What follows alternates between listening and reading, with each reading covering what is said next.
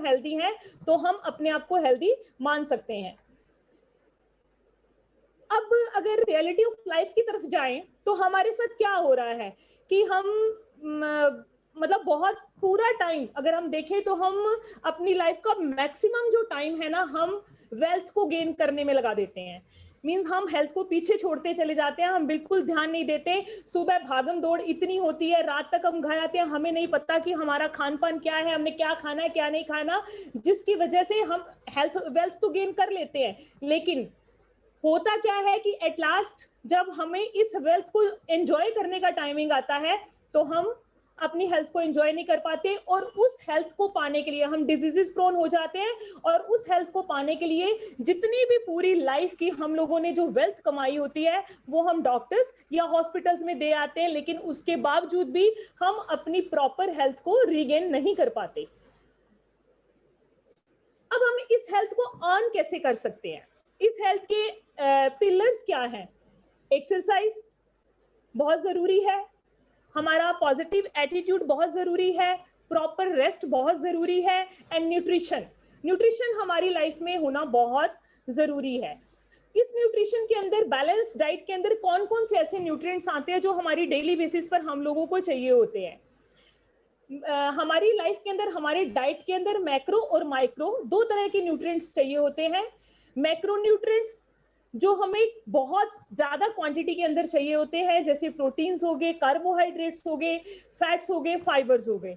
और micro nutrients वो होते हैं जो हमें बहुत कम क्वांटिटी के अंदर चाहिए होते हैं, जैसे कि विटामिन्स हो गए एंड मिनरल्स हो गए। अब हम इस फूड पिरामिड की तरफ जाते हैं। इस फूड पिरामिड को आप बहुत अच्छे तरीके से देखिए, हमें बहुत अच्छे तरीके से कितनी चीज, कितनी सर्विंग्स, कितनी क्वांटिटी के अंदर चाहिए, ये फूड पिरामिड हमें बहुत अच्छे तरीके से दिखा रहा है। लेकिन आजकल हमारे इस अनहेल्दी लाइफस्टाइल के अंदर, हमारे लाइफस्टाइल डिसऑर्डर्स की वजह से हो क्या रहा है कि ये फूड पिरामिड टोटली उल्टा हो गया है। जो चीज हमें कम चाहिए वो हम एक्सेसेस में ले रहे हैं, और जो चीज हमें ज्यादा चाहिए वो हम लेस क्वांटिटी में ले रहे हैं। अब इस फूड पिरामिड के उल्टा होने से क्या हो रहा है, अब ये देखेंगे कि ये फूड पिरामिड हमारा उल्टा कैसे हो रहा है, कैसे क्या चैलेंजेस आ रहे हैं आज के हमारे फूड में। दो तरह के चैलेंजेस आ रहे हैं। एक तो हमारे खाने के अंदर चैलेंज आ रहा है, वो क्या हो रहा है कि या तो हम सिर्फ टोटली कैलोरीज, जो कैलोरी से भरे हुए फूड है, या तो हम सिर्फ वो लेते हैं, या हमारी जो बिवरेजेस हैं वो बहुत ज्यादा हो जाती है जिसमें कैफीन बहुत ज्यादा होती है, या हम बिवरेजेस बहुत ज्यादा लेना शुरू कर दिया है। हमारी डाइट के अंदर शुगर और सॉल्ट की जो क्वांटिटी है वो बहुत ज्यादा मात्रा में एड ऑन हो गई है, और वेराइटी बहुत ज्यादा हो गई है, और जिसकी वजह से हम लोग चूजी हो गए हैं, और हम सिर्फ और सिर्फ फास्ट फूड की तरफ भागते हैं, यानी कि लो क्वालिटी का फूड खाना शुरू कर दिया है हम लोगों ने। और दूसरा जो हमारे साथ चैलेंजेस हो रहे हैं वो हो रहे हैं लाइफस्टाइल चैलेंजेस। वो लाइफस्टाइल चैलेंजेस किस तरह के हो रहे हैं? हमारे जो आज की लाइफ है, जैसे हम सबको पता है कि आज का जो लाइफस्टाइल है इतना स्पीडी है, इतना पेस्ड है कि हम लोगों के पास अपने हेल्थ की तरफ फोकस करने का टाइमिंग ही नहीं होता। जैसे मैंने अभी पीछे बताया कि हम वेल्थ कमाने के चक्कर में अपनी भागदौड़ करते रहते हैं, लेकिन हेल्थ की तरफ कभी फोकस नहीं करते हैं। ईटिंग ऑन द रन, वही कि घर से निकलते हैं, ऑफिस का टाइमिंग हो रहा है, फटाफट हाथ में परांठा रैप किया या हाथ में ब्रेड रैप करी और रास्ते में खाते खाते जाते हैं। स्ट्रेस लेवल बहुत, क्योंकि लाइफ बहुत स्पीडी है, पेस बहुत फास्ट हो गई है, इस वजह से हमारे जो स्ट्रेस लेवल्स है वो भी बहुत हाई हो गए हैं। मील्स, अक्सर जो हमारे साथ चैलेंजेस आते हैं कि हम मील्स को बहुत स्किप करते हैं। अगर हमने मॉर्निंग में ब्रेकफास्ट कर लिया तो लंच स्किप हो गया, अगर लंच कर लिया तो डिनर स्किप हो गया। इस तरह से हमारे जो मील्स है वो बहुत स्किप होते हैं। और दूसरा, क्योंकि हम थक जाते हैं, पूरा दिन इतनी भागम दौड़ रहती है, इस वजह से जो हमारी एक्सरसाइजेज है उसका जो रूटीन है वो बहुत कम हो गया है।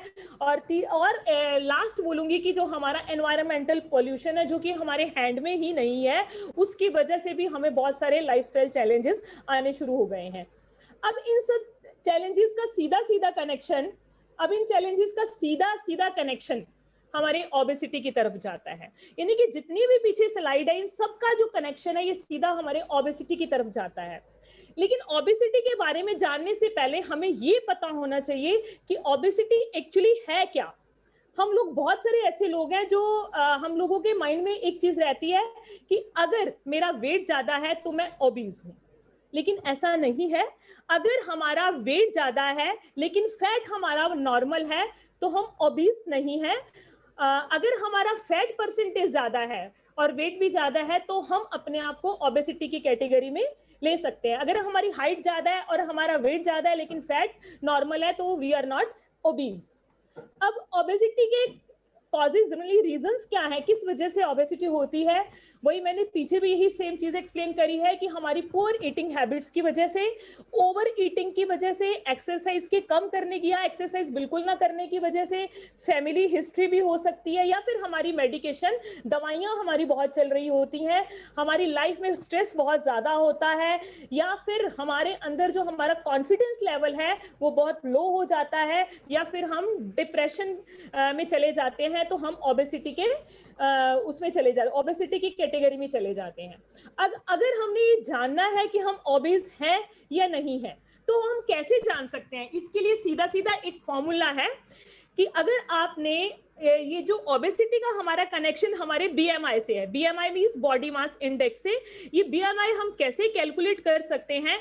हम अपने वेट और हाइट मीटर स्क्वायर, हम अपनी वेट से अगर हाइट इन मीटर स्क्वायर से डिवाइड करते हैं, ये से suppose I just want to give you example, suppose अगर आपका वेट 65 केजी है और आपकी जो हाइट है वो 154 सेंटीमीटर्स है, लेकिन हमने यहाँ पे डिवाइड किससे करना है? मीटर स्क्वायर से। तो हम क्या करेंगे? 65 डिवाइडेड बाय 1.54 इंटू 1.54, तो ये बेसिक एक फॉर्मूला सा बन जाएगा जिससे आपकी बीएमआई निकल आएगी। वेट को हाइट इन मीटर स्क्वायर से अगर आप डिवाइड कर लेते हैं तो आपकी बीएमआई निकल आएगी। अब आइए जानते हैं कि इस बीएमआई से को देख के हम अपने आप को कौन सी कैटेगरी में डाल सकते हैं, ये हमें पता चल जाएगा। अगर आपकी बीएमआई 18.5 से कम है तो आप अंडरवेट हैं। अगर आपकी बीएमआई 18.5 से 24.9 के बीच में है तो आपका जो वेट है वो हेल्दी वेट है, और अगर आप 25 से 29.9 की कैटेगरी के बीच में है तो यू आर ओवरवेट, और अगर 30 से 39.9 की कैटेगरी में आते हैं तो यू आर ओबीज नंबर 1, और अगर आप ग्रेटर देन 40 हो जाते हैं तो यहाँ पर इवन देन अगर मैं कहूँ तो 30 से 39 की कैटेगरी में भी हमें अपने आप को संभालना बहुत जरूरी हो जाता है, लेकिन 40 को तो क्रॉस करते करते वी आर स्वेयर ओबीज। तो हमें यहाँ पर अगर हम यहाँ तक अपने आप को ले आए तो यहाँ पर फिर हमें अपने आप को बैक में जाना बहुत मुश्किल हो जाता है। अब ओबेसिटी का जो डायरेक्ट कनेक्शन है वो सीधा 80-20 कॉन्सेप्ट के ऊपर है। 80% हमारा डाइट डिसऑर्डर और 20% हमारा लाइफस्टाइल डिसऑर्डर। और ये ओबेसिटी के साइड इफेक्ट्स क्या हैं, क्या क्या हो सकता है अगर हम ओबीज हैं? मैं कोई आपको डरा नहीं रही हूं, just I am going to aware you कि ओबीज होने से हमें क्या क्या साइड इफेक्ट्स हो सकते हैं। हमें कैंसर रिस्क हो सकता है, हाइपरटेंशन हो जाती है, हमें कार्डियोवास्कुलर डिजीजेस हो जाती हैं, हार्ट से रिलेटेड प्रॉब्लम होती हैं, लीवर से रिलेटेड प्रॉब्लम हो जाती हैं, डायबिटीज हो जाती हैं, और वो बहुत सारी फीमेल्स के अंदर रिप्रोडक्टिव डिसऑर्डर्स हो जाते हैं, यानी कि वो कंसीव करने में उनको बहुत प्रॉब्लम आती है। अब WHO यानी कि वर्ल्ड हेल्थ ऑर्गेनाइजेशन क्या कहती है? वर्ल्ड हेल्थ ऑर्गेनाइजेशन का कहना है कि 70% जो हमारी डॉक्टर विजिट्स होती हैं वो हमारी डाइट रिलेशन कंडीशंस की वजह से होती है, यानी कि हमारा गलत खान पान की वजह से हम 70% जो हमारी डॉक्टर्स विजिट्स रहती हैं वो गलत खान पान की वजह से रहती हैं, और 70% जो हम मेजर किलिंग डिजीज हम लोगों को होती हैं जैसे कि कैंसर हो गया, कार्डियोवास्कुलर डिजीजेस होगी, डायबिटीज होगी, ये डायरेक्टली हमारे डाइट और लाइफस्टाइल से, जो मैंने अभी पीछे भी बताया कि 80-20 कॉन्सेप्ट के ऊपर डिपेंडेंट है। लेकिन बहुत खुशी की बात है कि अगर हम अपने लाइफस्टाइल में इम्प्रूवमेंट लेके आते हैं और अपनी डाइट के अंदर अगर हम न्यूट्रिशन को ऐड ऑन करते हैं तो हम 50% हम लोग अपने आप को, यानी कि हम अपनी 50% हेल्थ हम अपने हैंड्स में हम उसको कंट्रोल कर सकते हैं। तो 50% हेल्थ। अब लास्ट में बस इतना ही कहना चाहूंगी कि आप अपनी लाइफ को बनाने के लिए इतने बिजी मत होइए कि आप अपनी लाइफ को भूल जाओ, अपनी हेल्थ को भूल जाओ। आपकी हेल्थ ही आपकी वेल्थ है। First priority, give priority to your health, then wealth तो ऑटोमेटिकली ही आएगी। अगर हम लोग बिल्कुल हेल्दी हैं तो वेल्थ तो हम कमा ही लेंगे। Thank you so much.